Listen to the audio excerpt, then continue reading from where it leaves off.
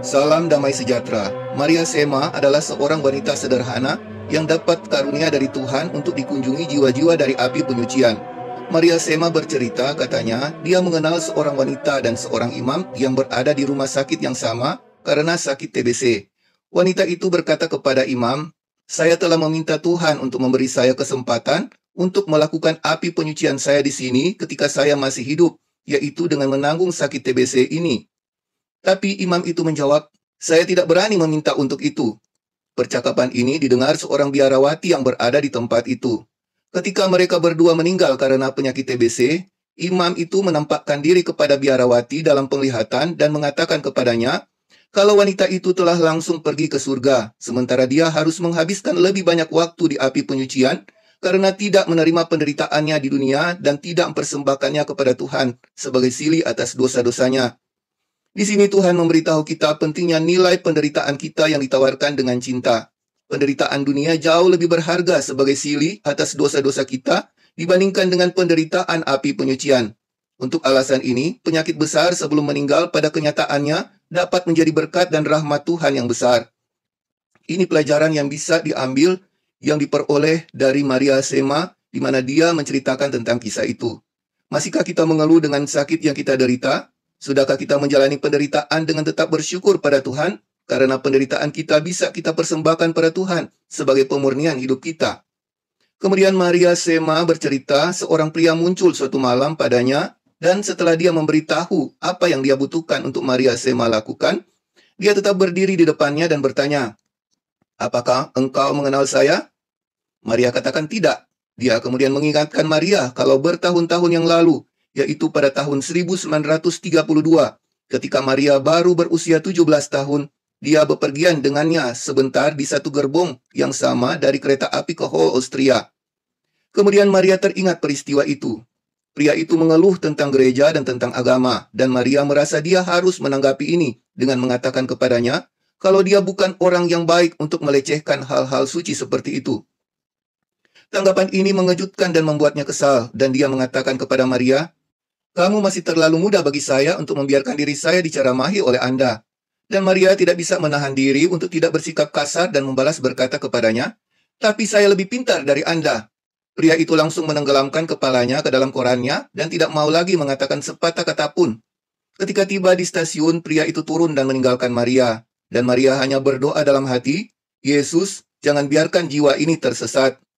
Dan pria itu menampakkan diri padanya dan berkata kepada Maria Sema, kalau doa kecil itu telah menyelamatkannya dari tersesat untuk selama-lamanya.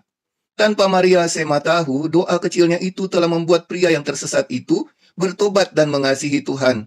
Tapi dia tidak bisa bertemu dengan Maria selama hidupnya. Dan Tuhan izinkan pria itu bertemu dengannya sesudah kematiannya untuk meminta doa Maria dan beritahu Maria Sema kalau teguran Maria dan doa singkat Maria tanpa dia sadari telah menyelamatkan pria tersebut.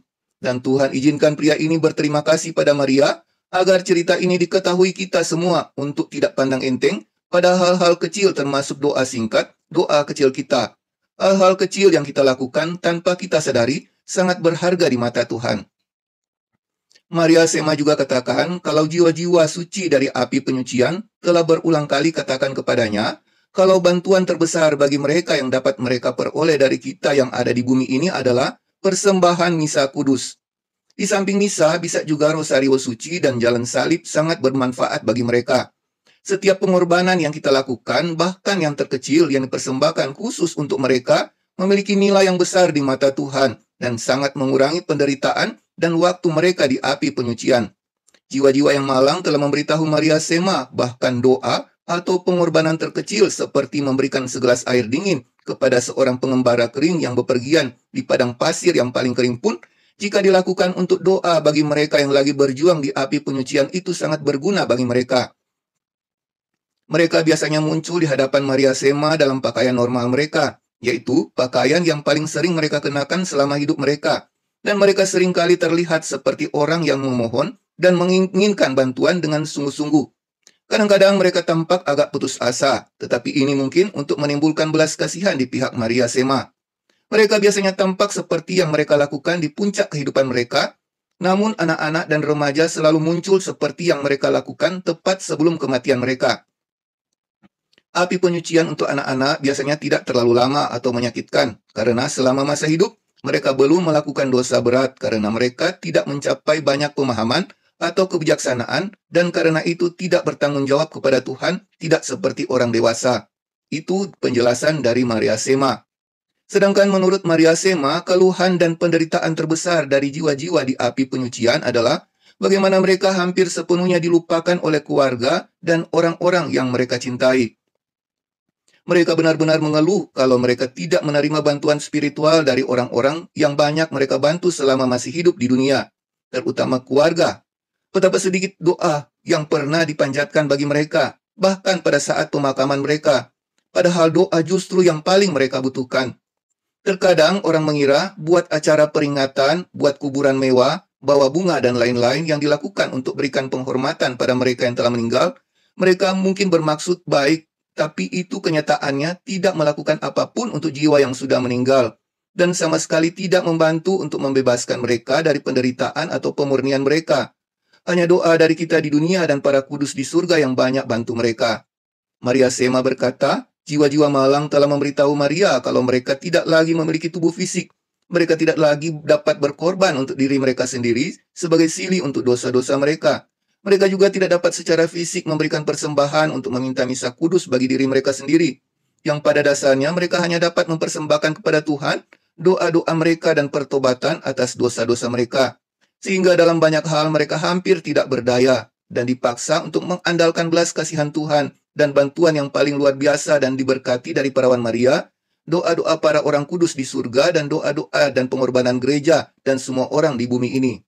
Siapa orang yang selama hidupnya di dunia sangat mengasihimu dan banyak berjasa dalam hidupmu? Sudahkah saudara mendoakan dia yang lagi di api penyucian? Sudahkah saudara membawa dia dalam misa kudus? Semoga kesaksian dari Maria Sema dapat banyak bantu mereka yang telah berjasa dalam hidup kita, sehingga kita mulai doakan mereka mulai dari saat ini. Bulan November adalah bulan yang khusus untuk kita kembali mengingat mereka. Mari kita bawa mereka dalam doa-doa kita, dalam misa, ibadah rosario, dan doa-doa khusus untuk mereka.